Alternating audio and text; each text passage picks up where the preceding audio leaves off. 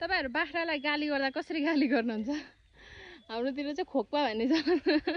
बरु ब्रेकअप भएको गर्लफ्रेन्ड बोयफ्रेन्डलाई मिलाउन यति साह्रो जल्दी पर्दैन थियो होला। मेरो छुटेको बाख्राको ग्रुपहरूलाई एक ठाउँ पार्दा नि म आँखा झिमिक बाख्रा गायब। उफ, कसको बारी थाहा छैन। अब सराप छन् होला।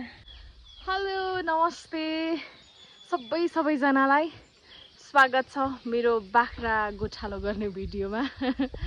आराम हुनुहुन्छ है? एकदम म पनि आराम छु। अनि म चाहिँ बाख्रा गोठालो गर्न हिँडेको। मेरो बाख्राहरू अगाडि गइरहेछन्। जुकाले मलाई खानलाई कत्रो ठुलो सङ्घर्ष गरिरहेछ। तर आज म गम्बुट लगाएर आएको छु। हेर तराईमा यस्तो गरेर मेरो बाख्राले यस्तो दुःख दिन्छ नि मलाई। कुनै छोडौँ। आधी बाख्रा यता आइसक्यो है। आधी बाख्रा पर डुलिरहेछ। यस्तो रिस उठ्ने मलाई।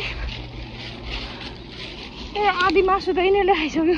भर्खरदेखि साथी ठुक्क दुई ग्रुप छुटेर यिनीहरूले मलाई यस्तो अप्ठ्यारोमा ल्याएर कोच्या छन्। यो भित्र छन् आधा तल छन्। यिनीहरूलाई एक ठाउँमा पार्दा यिनीहरूको मिलन गराइदिँदा मेरो चाहिँ प्राणै जाने भयो। बरु ब्रेकअप भएको गर्लफ्रेन्ड बोयफ्रेन्डलाई मिलाउन यति साह्रो जल्दी पर्दैन थियो होला। मेरो छुटेको बाख्राको ग्रुपहरूलाई एक ठाउँ पार्दा नि म यस्तो भइसक्यो। एक ठाउँमा ल्याउँछु अर्को कहाँ पुग्छ, अर्कोलाई ल्याउँछु अर्को कहाँ पुग्छ। ढुङ्गाले हान्दा पनि पत्याउँदैन हौ। ल तँलाई पेटैमा लाग्यो। अर्को पनि जुका आयो मलाई टोक्नलाई। तर मैले थाहा पाइहालेँ। जुकादेखि कसलाई डर लाग्छ तपाईँहरूलाई? मलाई चाहिँ लाग्दैन होइन। बच्चैबाट अब त्यही जुगाले टोक्दै हुर्केको भएर पनि होला होइन। मलाई चाहिँ लाग्दैन। कतिलाई चाहिँ अति डर लाग्छ।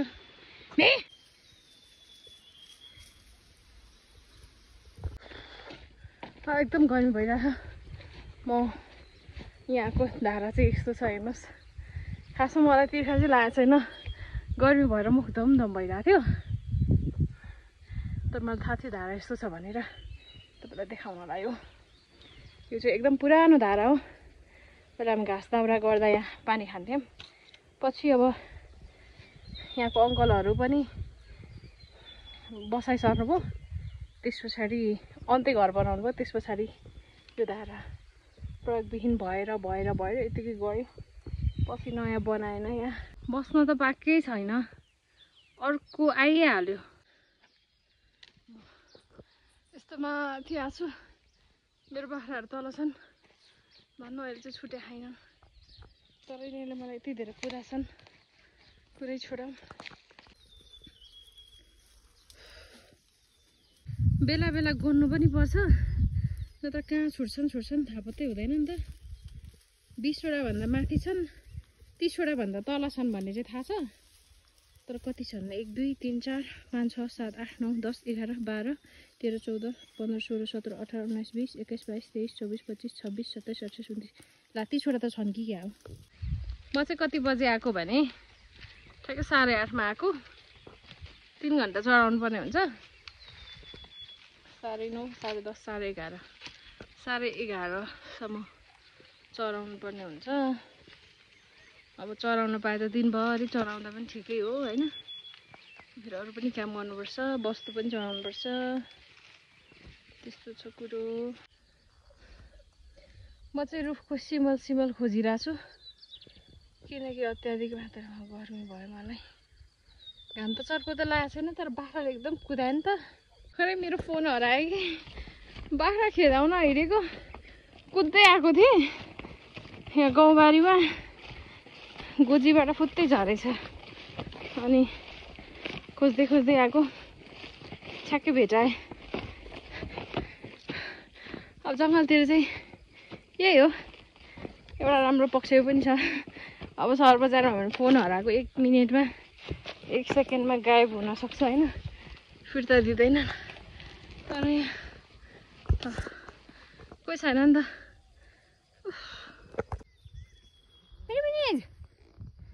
कस्तो लाटो रहेछ साथीहरू कहाँ पुगिसक्यो यो चाहिँ सध्य रहेछ है अरू पाठा यसरी छुट्टै पछाडि छुट्यो भने त मतिर आउनुको साटो उतातिर भएको छ भने बाख्रा गोठालो गर्दा तपाईँहरू निदाउनु भएको छ कि छैन म चाहिँ अहिलेसम्म निदाएको छैन किनभने म गोठालो हिँड्यो भने चाहिँ एकदम डर लाग्छ नि त अब कहाँ जान्छन् हराउँछन् भन्ने कुराले म अहिलेसम्म निदाएको छैन कतिपयले चाहिँ भन्नुहुन्छ कि निदाएर अरूको बारीको घाँसहरू अरू अन्नबाली चराको होइन तर म चाहिँ अहिलेसम्म त्यसरी निदाएर चाहिँ छैन पहिला बच्चा बेला चाहिँ खेलेर दिदीसँग खेलेर चाहिँ त्यसरी वस्तुहरूलाई अरूको बारीमा चराएको थियौँ तर म निदाएको चाहिँ छैन मलाई चाहिँ गोठालो बस्यो भने एकदम डर लाग्छ अब कहाँ पुग्छन् भन्ने हुन्छ नि त यहाँ चाहिँ हेर्नु न कस्तो वा हेर्नु त कस्तो आनन्द लाग्दो ठाउँ हो कि हाम्रो यहाँ बारा छ नि यसरी यो भएपछि मलाई आनन्द भयो मकै खाना आलु खाना जाँदैन नि त बाख्राहरू मलाई चाहिँ यसरी बोल्दै भ्लग बनाउन खासै आउँदैन भन्दा पनि कमै बनाउँछु नि त म भोइस ओभर पछि गर्छु बरु मलाई त्यो भोइस ओभर गर्दा एकदम कुराहरू मजाले आउँछ होइन तर म यसरी ठाउँका ठाउँ यसरी बोल्दै भिडियो बनाउँदा चाहिँ के बोल्ने खालको हुन्छ कि त्यही भएर कमै बनाउँछु आज चाहिँ बनाएको सिमलमा बस्ने भएको बाख्राहरू कता कता हो यहाँ छन् होइन छनलाई चाहिँ बाख्राहरू तर यहाँ छन् तर यहाँ सबै बाख्रा छन् कि छैनन् भन्नेमा चाहिँ म अलि दुधारमा छु आफूले आज मलाई बाख्राहरूले झन्नै बिताएको म चाहिँ पर सिमलमा बसिरहेको थिएँ होइन खोपभित्र छन् भनेर यहाँ यस्तो भारी छ के बार्न त बारेको रहेछ यस्तो भारी छ उता गएर 2-3टा मकै त टिपी पनि हाल्यो होइन यो कसको बारी हो मलाई थाहा छैन तर जे भयो नि 2-3टा मकै टिप्यो अब यसको तिर्नुपर्ने हो कि नतिर्नुपर्ने हो त्यो चाहिँ म गएर भरे बोल्नुलाई सोध्छु कसको बारी हो थाहा छैन म चाहिँ त्यहाँ छेक्या छ भनेर आनन्दले बसेँ नि त त्यो केले भत्काइसक्या रहेछ क्या अनि त्यहाँबाट 3टा कि 4टा त छिरिहालेछ हो तर मैले थाहा पाइहालेँ अनि खिदाइहालेँ उफ कसको बारी थाहा छैन अब सराप छन् होला कृपया नसराप्नु होला पनि के भन्नु अब उहाँले मेरो भिडियो देख्नुहुन्न होला 10:30 भयो यानि कि 2 घन्टा भइसक्यो अब मलाई अल्छी लाग्दैछ तर अल्छी लागेर भएन 3 घन्टा त चढाउनै पर्छ अनि म के सोचिरहेको छु भने यहाँ अब आधी घन्टा चढाउने अनि आधी घन्टा त म फर्काउँदै पनि चढाउँदै लान्छु अनि 3 घन्टा हुन्छ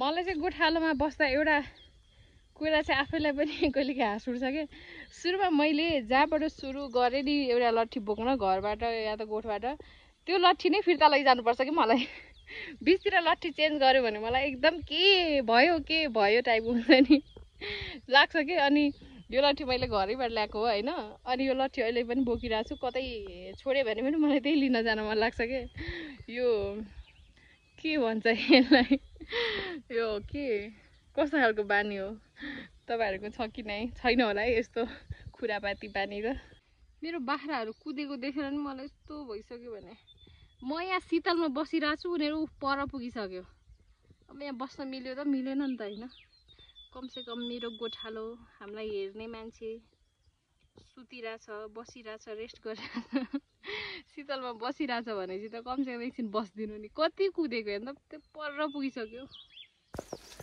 आँखा झिमिक बाख्रा गायब यस्तो डढेन हिँड्नु पर्यो हा मलाई बाबा रे बाबा यसरी गाउँतिर पुरानो घरहरू भत्किएको देखिन्छ नि है ठाउँमा यो घरको मान्छेहरू कहाँ छन् होला के गरेर होलान् यस्तो घर छ पुरानो घरहरू। तपाईहरु बाख्रालाई गाली गर्दा कसरी गाली गर्नुहुन्छ?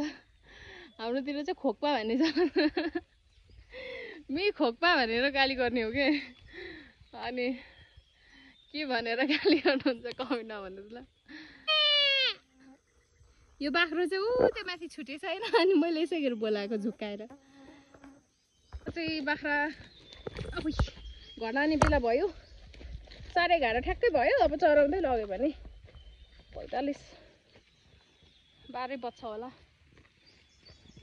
अब चाहिँ घाम एकदम धेरै गर्मी भएर कुन बेला 11:30 हुन्छ जस्तो लागेको थियो नि त। अहिले चाहिँ ठ्याक्कै घाम पनि गयो, अनि त्यो भएर चरुन् न बिचराहरू भनेर दया गरेको रे।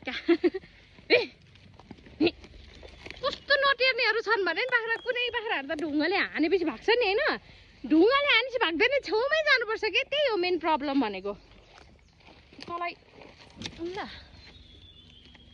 ए बाबा मी आइज भनेपछि कमसेकम गाली गरेपछि अलिअलि तर्सिने भन्ने हुन्छ। ढुङ्गा हानेपछि छेउछाउमा ढुङ्गा पऱ्यो भने हुन्छ हैन, के त जिउमै लाग्नु पर्यो ढुङ्गा ड्याङ्गै, नत्र उसैको छेउमा पुग्नुपर्छ के गोठालो फर्काउन। चर्ने बेला चाहिँ कुदिस अहिले बान्ने बेला चाहिँ चर्न तिमीहरुकोमा।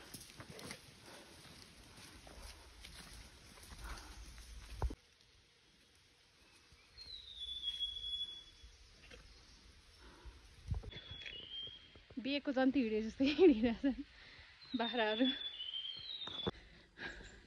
यस्तो बेला आरू छ कि हाम्रो फोन लगाइ सक्दिनँ।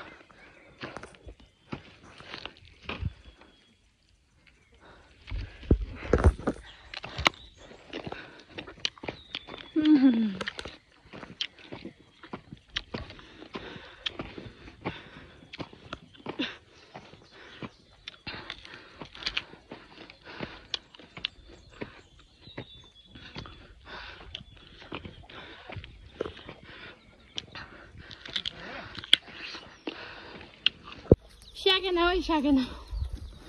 Hey. भोक त लागेन कि मलाई, गर्मी भयो। माथिको मकै कस्तो बारेको? उयो माथिको आलु मकै इन्दा पो 5 बोट कि 6 बोट गयो। कहाँबाट छिर्यो नि? त्यो बार त भत्काएको रहेछ। के भएर भत्क्यो अनि? भत्काएकै रहेछ। म त बार छ भनेर ढुक्काले उतापट्टि बसेको, बाख्रा यतापट्टि छिरेछ। त्यो बार त ठ्याक्कै त्यो सिधा छ नि, पुरै भत्काएर यस्तो बनाएको, कोल्टे बनाएको छ। यहाँ जसले आलियो जेने मै खानु कि जुसै खान्छु, किवीको जुस। मैले यहाँबाट उता जाने भनेकै त कति 2 चोटि फोन गरेको नि।